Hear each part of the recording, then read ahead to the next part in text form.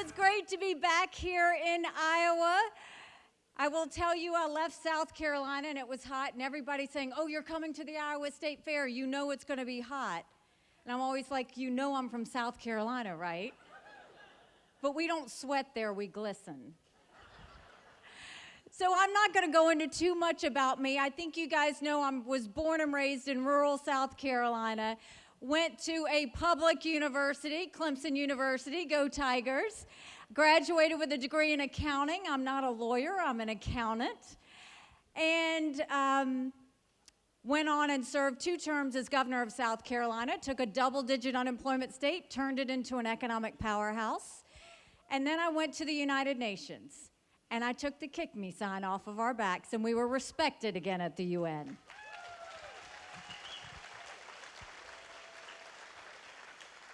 And you know, one of the things that happened at the UN, when we moved the embassy from Tel Aviv to Jerusalem, the world condemned us. And I was proud to issue the US veto. But I was so angry, I went back to my staff and I said, I want you to put a book together. I want you to list all 193 countries. I want the second column to be how many times they voted with the US and against the US. And I want the third column to be how much foreign aid we give them. I took that book and I gave it to President Trump. He lost his mind. He's flipping pages, he's yelling out countries. And I said, look, I'm not saying you give foreign aid based on a percentage vote at the UN, but that should be one of the things we look at. Quit trying to buy friends. Quit paying off enemies. You know, America gave $50 billion in foreign aid last year. Do you know who they gave it to?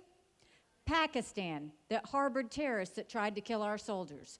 Iraq, that has Iranian influence. Belarus, who's holding hands with Russia as they invade Ukraine.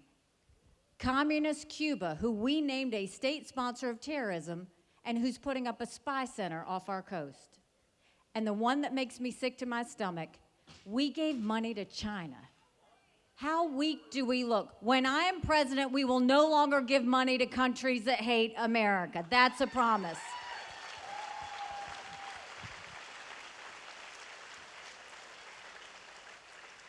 You know, Iowa's an important state.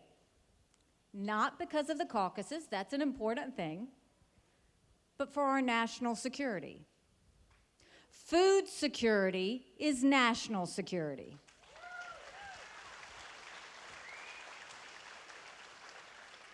Energy independence is national security. You supply us with our food, you supply us with ethanol. But now I want to talk to you. We've got lots of issues, from debt to crime to a lawless border, lack of transparency in education. We've got that. You know all the answers with that. We can go through that. But what I want to talk to you today about is national security.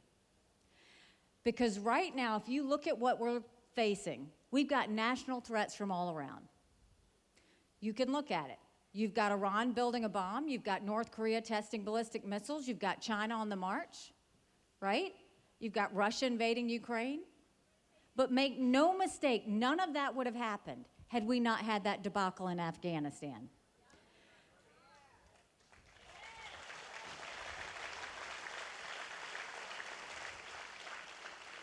My husband is a combat veteran. He deployed to Afghanistan. The idea that he and his military brothers and sisters had to watch the U.S. leave Bagram Air Force Base in the middle of the night without telling our allies who stood shoulder to shoulder with us for decades because we asked them to be there. Think about what that told our friends. More importantly, think about what that told our enemies.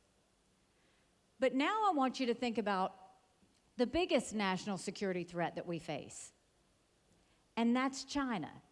And not enough people are talking about it. China has been planning war with the United States for years. That's not over-dramatizing. This is the biggest threat we've had since Pearl Harbor. Don't take my word for it. Let's look at what they've done. Look at the infiltration they have done in America. They have bought 400,000 acres of U.S. soil, most recently near Grand Forks Air Force Base, where our most sensitive drone technology is. They're giving millions of dollars to our universities so that they can steal research and spread Chinese propaganda.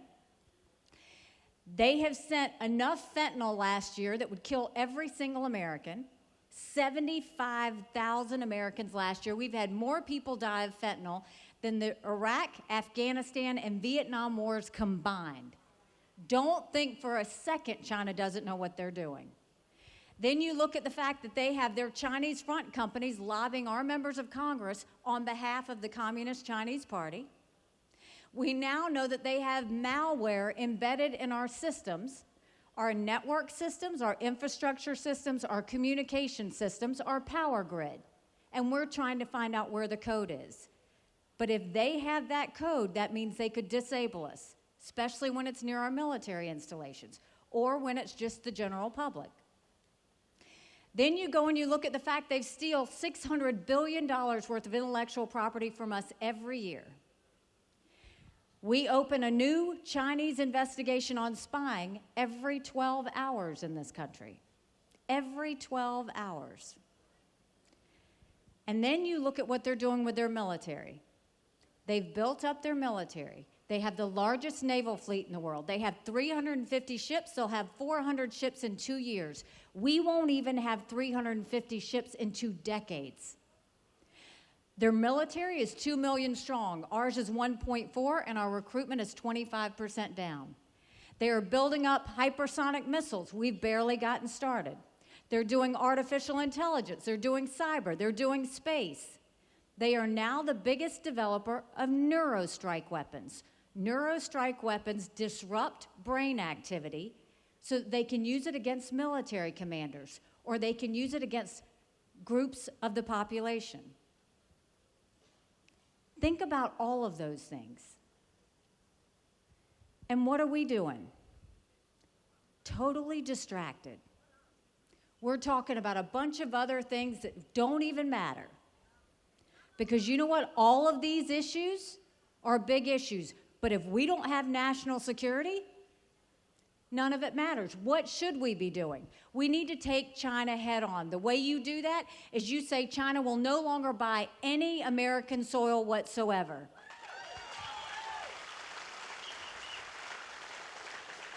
And we don't stop there. We take back the U.S. soil they have already purchased.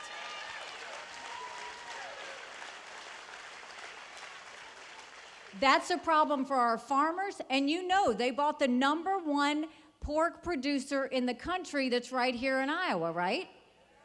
That's food insecurity. Then we'll go to our universities. We say you either take Chinese money or you take American money, but the days of taking both are over. We will get that Chinese infiltration out of our universities. We won't just stop the Chinese Communist Party. We will stop all foreign lobbying, period, to any of our members of Congress. We will get that out. And we will make sure that China knows we will stop all normal trade relations with China if they don't stop killing Americans.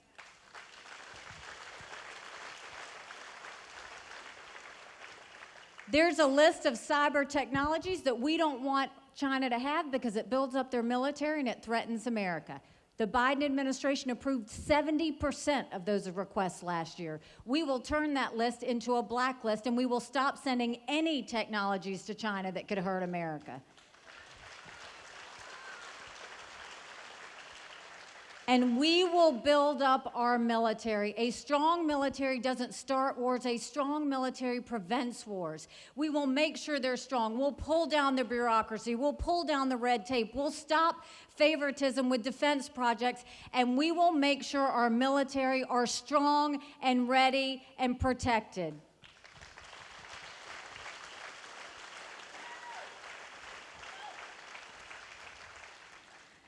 You know, several weeks back, I dropped my husband off for another year-long deployment.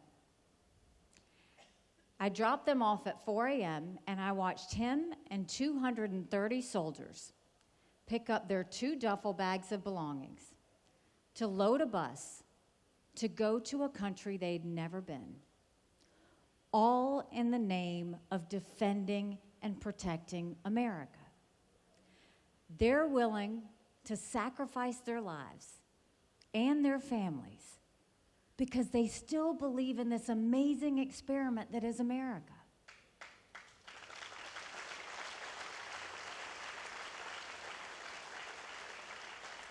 So if they're willing to fight for us there, shouldn't we be willing to fight for America here?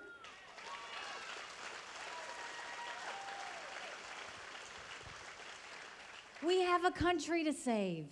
And in order to save our country, that means we have got to stop all the distractions. We've got to leave the negativity behind. We've got to start looking at these new problems with big solutions.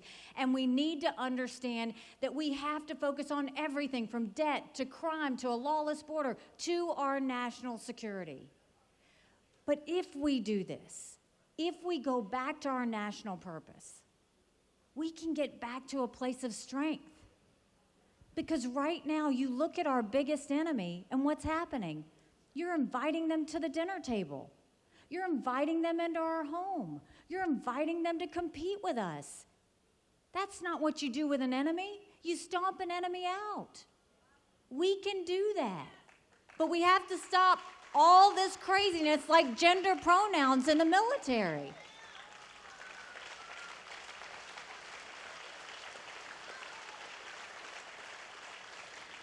Someone asked me why I was running, and I said my parents came here 50 years ago to an America that was strong and proud and full of opportunities. I want them to know that country again. I'm doing this for my husband, Michael, and his military brothers and sisters. They need to know their sacrifice means something, that we do love our country.